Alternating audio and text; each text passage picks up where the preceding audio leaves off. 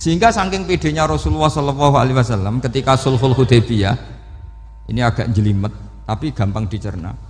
Sulhul Hudaybiyah itu satu perjanjian yang semuanya merugikan Rasulullah, yaitu kalau orang kafir masuk Islam disuruh mengembalikan ke kafir, karena kafir itu bagi mereka habitat, Islam itu hal yang baru. Tapi kalau orang Islam menjadi kafir nggak boleh kembali Islam, berarti kembali ke habitat. Semua perjanjian itu merugikan. Sampai masyhur Sayyidina Umar protes ke Rasulullah, jenengan masih nabi. Itu kan ekstrim tanya, jenengan sampai sekarang masih nabi? Ya, saya masih nabi. Kenapa tanya demikian? Karena semua perjanjian merugikan Islam, menguntungkan orang apakah? Kafir. Semua sahabat sebetulnya persis Sayyidina Umar protes, kecuali Abu Bakar. Lama-lama akhirnya di antara perjanjian itu berbunyi begini, tapi saya minta satu hal, orang boleh mendiskusikan Islam tanpa tekanan. Itu saja permintaan Nabi. Orang boleh mendiskusikan Islam secara bebas, tidak tertekan. Karena orang-orang kafir melihat itu hal yang biasa. Ya nggak masalah Muhammad. Akhirnya orang diskusi. Islam itu apa sih? Islam itu orang yang menuhankan Allah. Allah itu siapa? Zat yang menciptakan langit dan bumi. Lama-lama orang kafir berpikir, wah keren, Tuhannya Muhammad bisa bikin langit dan bumi. Tidak kayak Tuhan kita, malah kita yang bikin. Jadi mulai debat itu terus ada yang cerita lagi. Saya pernah loh nyembah Lata, pas itu dikencingi luwak. Masa ailahun yabulu ali sa'laban, masa Tuhan kok dikencingi luwak? Terus yang agak-agak ahli kitab ya diskusi lagi. Wah kayaknya Yesus tidak Tuhan. Masa Tuhan kok kelaparan, lemes, wah repot nanti. Jadi makanya Allah ketika gojlok wa ummuhu siddiqah kana yakulani ta'am mal masih ibnu maryam illa rasul qad khalas min qablihir rusul wa ummuhu siddiqah kana yakulani. Coba paradok enggak, misalnya kamu didolani Nabi Isa terus ketok lemes, kenapa Tuhan saya agak sakit keroi dulu, kan enggak kebayang itu punya Tuhan yang sakit setelah makan sehat, terus kan enggak kebayang seperti itu. Ketika Nabi punya konsep Tuhan, Tuhannya Muhammad itu siapa? Yaitu zat yang la awalalah, zat yang pertama. Lalu Tuhan itu siapa? Tuhan itu yang menciptakan langit bumi. Tuhan itu siapa? Yang memulai segalanya. Lama-lama mereka berpikir, wah kalau gitu yang benar itu Islam. Maka kata Imam Zuhri, Syihabuddin Az-Zuhri, famaka nafathun fil islami a'zoma min sulhil hudaybiyah innama kana an-nasu yatafadhaluna fil hadis wal munaza'ah. Semua teks riwayat itu ada kata wal munaza'ah, orang bebas ngomong dan berdebat. Munaza'ah itu berdebat.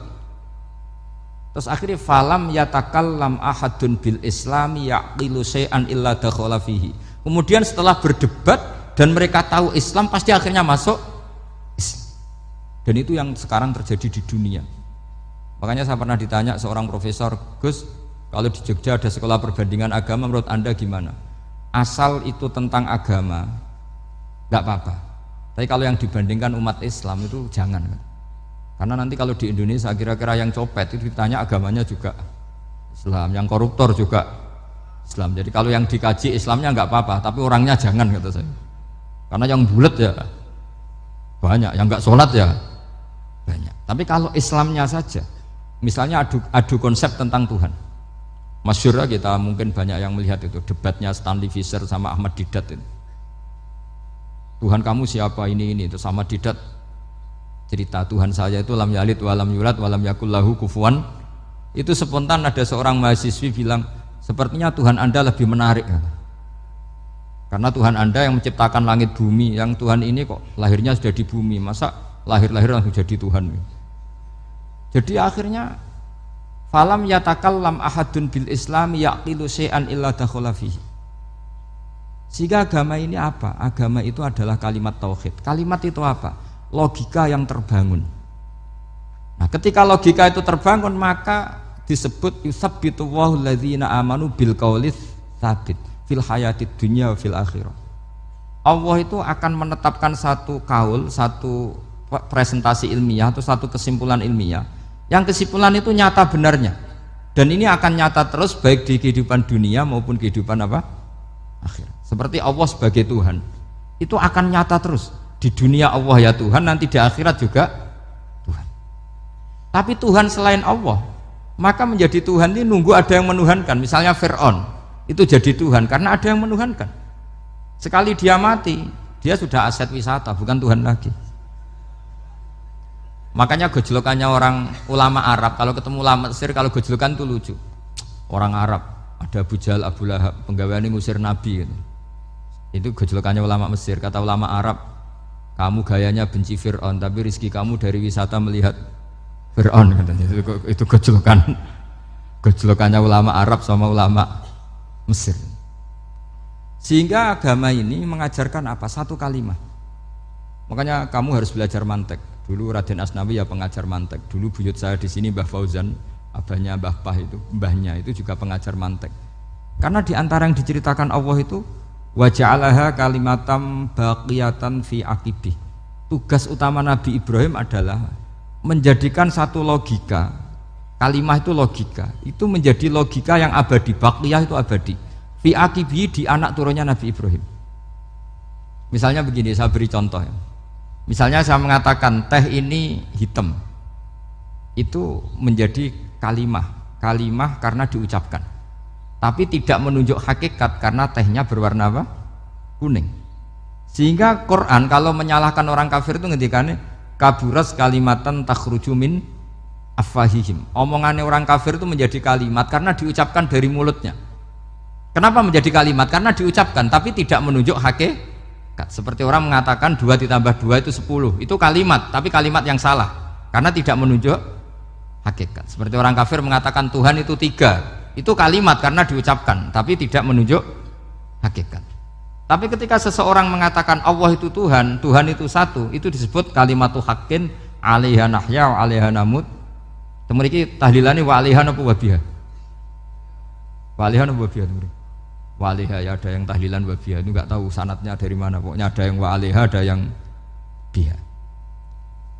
Kenapa dikatakan kalimat tauhid? Karena kalimat yang dari kesimpulan berpikir. Dan agama ini dibawa Nabi Ibrahim itu untuk membawa kalimat tauhid. Ciri utama kalimat tadi, kamu yakin seyakin-yakinnya bahwa nisbatul snaini wassalasah wal arba'ah ila ma la nihayatalaha itu kanis batisnain ilal wahid, yaitu semuanya far'un minal asli, aslinya adalah wahid.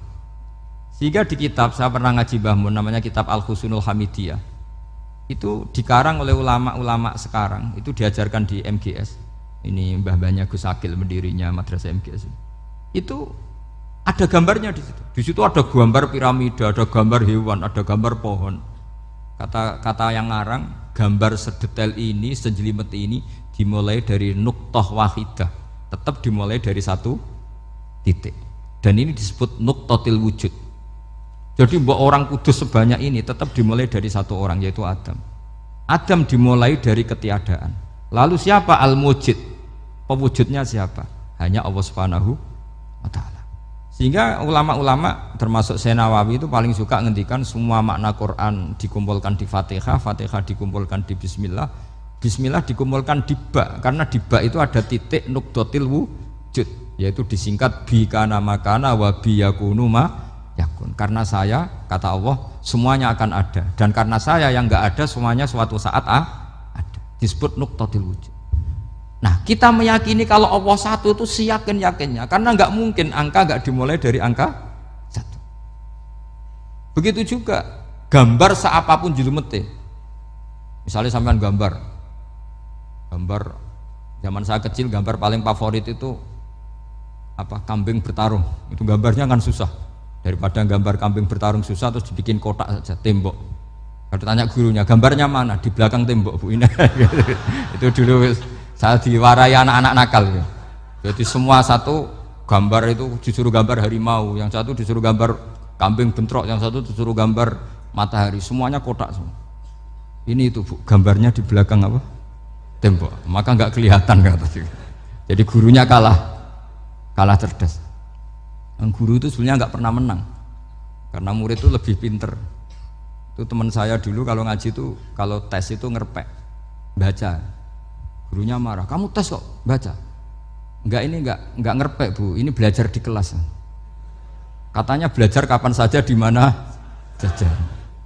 Ajo.